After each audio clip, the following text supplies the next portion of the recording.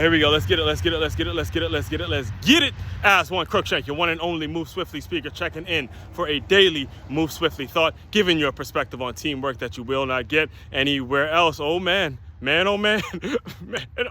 recording this Tuesday, March 12th, 2024, the day after in which the National Football League actually broke the internet with all of the free agency signings, all of the players signing with new teams, things of that nature. And there was a lot, and I know a lot of the major ones like the Russell Wilson going to Pittsburgh, or the Kirk Cousins going to Atlanta, or Saquon Barkley. I mean, damn, putting on back in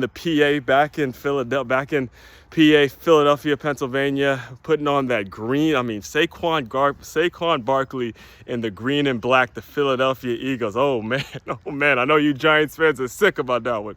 All right, so there's just been a ton of news when it comes to free agency and all these great players signing here, signing there, and there's a lot of things that I could address in terms of how the league is shaping out. Again, the rants that I've gone on multiple occasions in regards to why the NFL needs to go to a feeder system. Here's another reason, and I'm going to continuously say that over and over again, because this NFL draft has really got to do away with it, because there's a lot of organizations losing a ton of money because of all the stock that gets put into this NFL draft. It needs to go to a feeder system.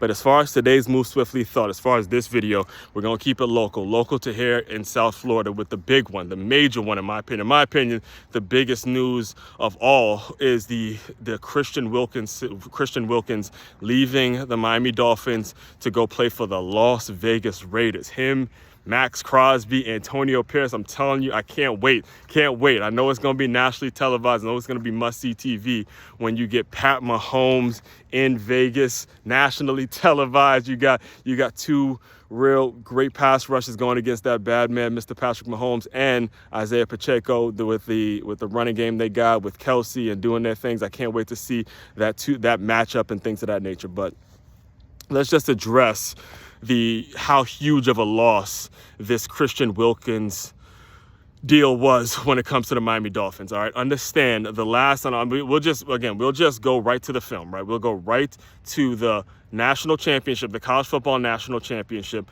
last year's Super Bowl, and even 2 years ago, the Super Bowl where the LA Rams won. All of those games were won on the defensive line. If you can remember, if you can think about it, all right, as much as, again, you're speaking to someone who is a diehard Michigan fan, and I'm the first one to admit, look, I can talk real now.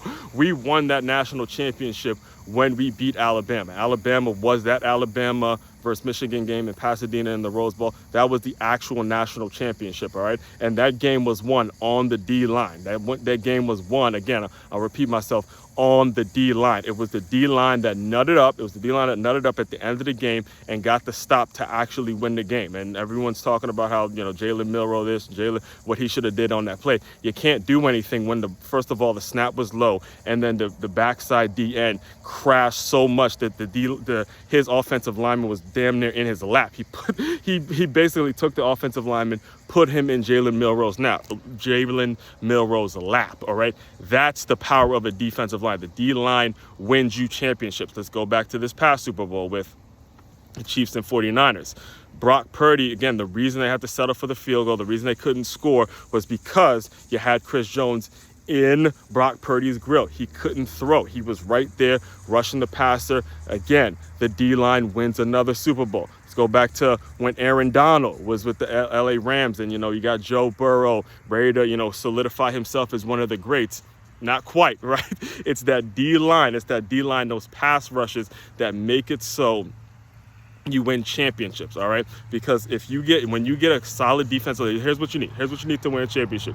You need 4 or 5, probably close to 6, well, I'll say 6 or 7, all right? 6 or 7 solid grown-ass men that you can continue to rotate on that defensive line to keep them fresh, and that's what wins you championships. I know this from experience. Again, I played at Good Counsel High School for the 2 football seasons that I was on varsity. It was myself, the late legend Akeem Hebron, and Jelani Jenkins. Both of those guys were 2 SEC linebackers. I myself was a FCS linebacker, which back then was called Division I AA. But the bottom line is you have 3 Division I linebackers.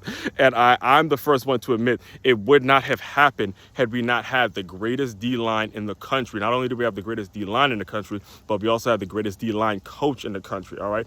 All 5 of the D-linemen, every single one of the D-linemen that we played with, all of them went D1. It was headed by, we had Drew Glossner going to the University of Maryland, Anthony Davis going to UConn. We had Danny Parker, who I had on this show.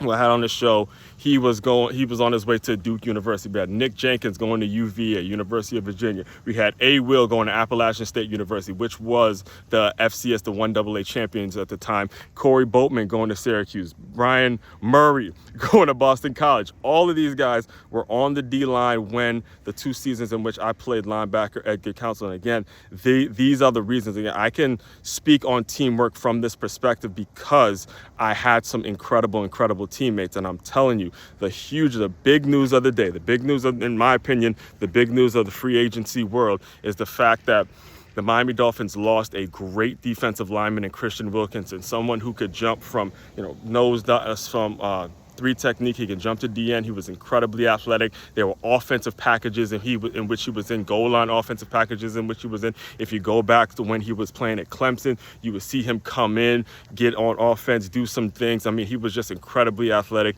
and he served a huge need on that defensive line. In fact, I remember actually the night he got drafted. There was a night he got drafted, and this is when I was working with the foundation, and they announced it at Hard Rock Stadium, and he runs out, and he gives Roger Goodell the little jump, fist bump, the whole thing, man. So it's a huge loss, and it's another lesson that you guys as business owners have to take in when it comes to how you build out your roster and how you build out your team.